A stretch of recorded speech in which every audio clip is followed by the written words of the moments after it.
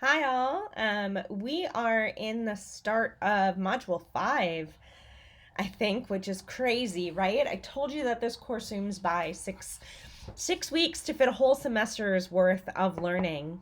I really want to touch base kind of informally as I read through your work in module 3 and module 4 in particular. Actually, modules 2 through 4, right? Um, One of the things that I'm noticing, uh, uh, actually, let me back up. So, the philosophical readings that we're engaging in for many of us are challenging, right?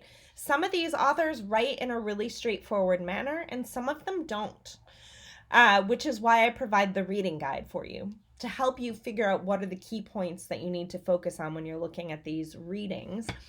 And the collected meaning making discussions are also meant to point you towards some of the key ideas. Because the thing about an asynchronous course, which summer courses are by design asynchronous, that's how Marquette wants them, right? So the thing about an asynchronous course is that we don't get that same kind of student teacher back and forth that we would in a synchronous course to really like collectively flesh out in real time the meanings of the readings. And so there are a lot of extra tools here that I'm providing for you. Those tools are the introduction in each module, which often includes some sort of background videos or questions that I'm guiding you. It includes the reading guide. It includes after you do the readings, then I typically, or around, if it's seeming like, as I'm saying, the first couple comprehension assessments come in, if it's seeming like there's miscomprehension at that point, I will post earlier, but a video to clarify the key points in the readings.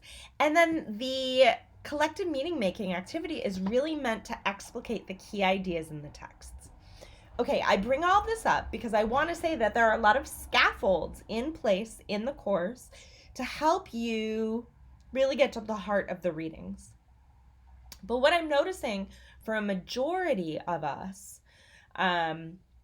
particularly in the unit ending short and long form writing assignments, is that we're often really fundamentally misunderstanding the readings, particularly when the readings critique schooling or point to systems of inequality that are embedded within schooling. And it's really important that we notice that pattern. So there are a couple reasons why that pattern may be happening. One reason is because the readings are hard. They're challenging, right? And so some of us simply may not be understanding what we're reading, in which case, use all of those scaffolds, right? But given the pattern that I'm seeing of which readings we're misunderstanding and which even films we're misunderstanding, for example, I'm seeing a lot of students in their papers talk about how Underwater Dreams is a testament to hard work equaling improved education and personal freedom. I'm not sure when I read that if we watch the same film, because Underwater Dreams, while really inspiring, is also really heartbreaking. Because here you have a group of clearly brilliant young men, right? So if we take away all the social barriers, the political barriers, the economic barriers, you have a group of high school students who've never done robotics before, never done underwater robotics, go on to beat MIT, the best engineering school in the nation, the reigning champions at this underwater robotics competition, right? That would be like the Madison Mallards B team baseball, like less than that. It'd be like a high school baseball team going on to beat the Yankees. Amazing. If this narrative of working hard, so if we stop the film there, then this story of like anything is possible if you work hard could be true. But the film doesn't stop there, right? The film goes on to show how, despite this brilliance and this inspirational win and the hard work of the teachers and the young men, that those four boys, those men, face really limited life opportunities because of their citizenship status. Now, things go on to change at their high school, right? There's this whole changed culture around engineering and activism, which is really important because without that activism, the engineering successes don't mean anything. I mean, they do mean something, but they don't mean that kind of like, here's your new life trajectory. So we have these four young men, three of whom can't even really go on to pursue engineering or an education, higher education, right? One of whom, his pathway is through the military. So when I read papers that are saying that this film is just a testament to how hard work can equate to educational freedom, I see some fundamental either misunderstanding, and in this case, we're not dealing with a difficult reading. We're looking at a film, so I'm not going to attribute it to difficult writing, okay? But what I wonder is, did you finish the film, or are we so committed to the narratives, right, that we bring to schooling that we can't see when there's evidence that runs counter to it? And so I just want you to notice that, right? When you're reading and when you're watching these films, where are your own beliefs challenged? Where are your own narratives challenged? Because those are the places that you want to pay extra attention to. I'll give you another example. A lot of folks, in the module on care, a lot of folks really dug into the bell hooks piece on beloved community. But more than half of us, when we did so, went on to say that Hooks is advocating for a colorblind society, which is actually the opposite of what Hooks says. And she's really explicit, right? She is really explicit that colorblindness is a new form of racism, or not a new form, but a form of racism because it erases people's identities. Now, she is saying that she is asking us to think about a new way forward, how to be in beloved community with difference, not erasing it, but with it, right? So what would it look like to embrace the differences between us? And how is that different than saying, I don't see any differences, right? She's really explicit. Like, she has direct quotes about that. Some of you quote them in both your papers, in the collective meaning making discussions, the visual discussions. And yet I would say over half the people that cited Hooks misrepresented her argument as saying she was advocating for colorblindness. So here again, I'm not sure if this is because her writing is difficult or if because what she's saying is pushing back against something that we believe. So again, I urge you that when you're encountering things in this course, any course really, that run up against what you believe, those are the places to dig in and work harder to understand what the author is saying. It doesn't mean you have to agree, but it does mean that you have to say, okay, wait a minute. Let's say, for example, that I believed that colorblindness was the ideal, and I'm reading an author who says that it's not. Or I'm not sure what they're saying. Are they challenging colorblindness or are they advocating for it? I want to make sure that that reading gets more of my thinking and my attention. And that maybe there's another reading that I thought I really understood. So I'm not going to worry about the scaffolds there, but I'm going to dig into the comprehension questions for this one that connects to something that I hold dear.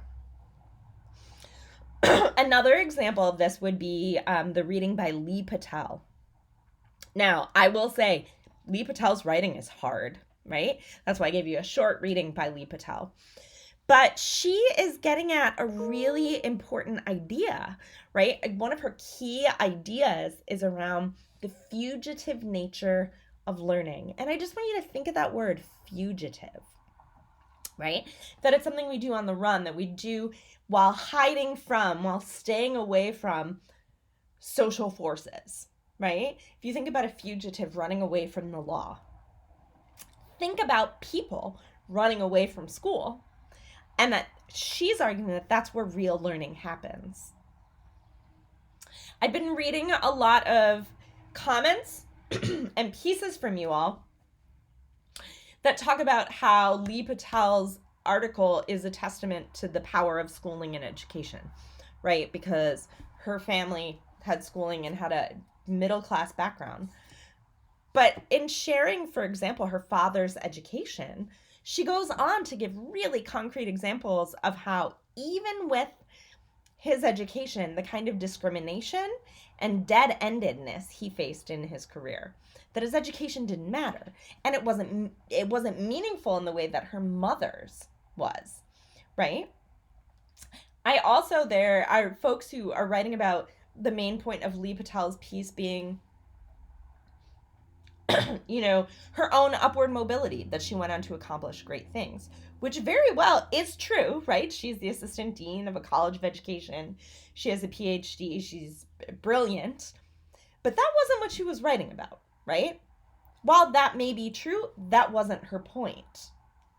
So I don't want to talk too much longer, but again, I want to point out a couple key ideas for you as you're reading moving forward.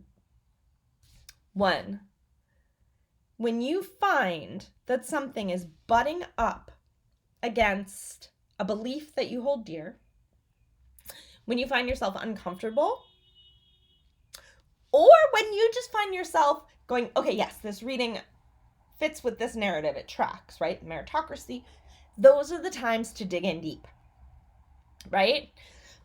Those are the times to say, okay, wait, I need to make sure I understand this. The second thing I want to say is that when the articles are hard, they deserve more time and they deserve more attention. And you can give them that time and attention using the scaffolds built into the course. The reading guide, the reading videos. Go back and look and see what the collective meaning making discussion, how it unfolded. And make sure you're reading the introduction to the module, because that's really important, okay? So you have 4 different scaffolds in there that can help you check your own comprehension of what you're reading. Then the last piece is, I would encourage you, as you're reading, to really think about stating for each article for yourself, what is this author arguing? What is this writer arguing? And where is the evidence for that argument? Because I think that there's a difference. For some of us, we are conflating what we want to argue with what the authors we're reading are arguing. Your final paper is the place where you get to argue what you want to argue, right? Where you get to say, this is what I think the aims are. This is what I think care looks like. This is what I think freedom is. That you get to go through those and articulate your own philosophy of education. But along the way, the modules are meant for you to try to understand what these philosophers and these writers and these theorists are saying. The purpose of education is what care looks like, what freedom looks like, what justice looks like, right?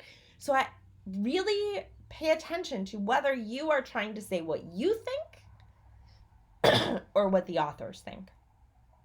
And then finally, as a reminder, 2 things. You can resubmit any of your module ending writing assignments for a reread and a regrade. And I would really encourage that, to do it for at least 1, right? So that you can really try to assimilate the ideas from the course. And then number 2, assuming you complete all the writing assignments, at the end of the course, I will drop the lowest grade, okay? So not for any that you don't complete. So a 0 won't get dropped. But of any writing assignments that you complete, I will drop the lowest grade. Just because I think that these are really challenging, and I'm seeing a lot of misunderstanding, and as best as I can, I'm trying to clarify and rectify and communicate via these tools, but it is asynchronous and it's hard, right, for you and for me. It's not a traditional teaching learning relationship. So dropping that lowest grade is part of is part of the give and the wiggle room for this kind of setting. So I wish you luck in these last 2 modules, but not just luck. I encourage you to use the tools that you have, to reach out and ask questions, and to really try to learn how to read things that may challenge your worldview. Because my hunch is for a lot of the places that we are misunderstanding that that's what's happening, is that what we're reading is challenging our worldview, or in this case, our school view. And we're not quite sure how to rectify that. Okay? Reach out with questions. I look forward to seeing what you produce in modules 5 and 6.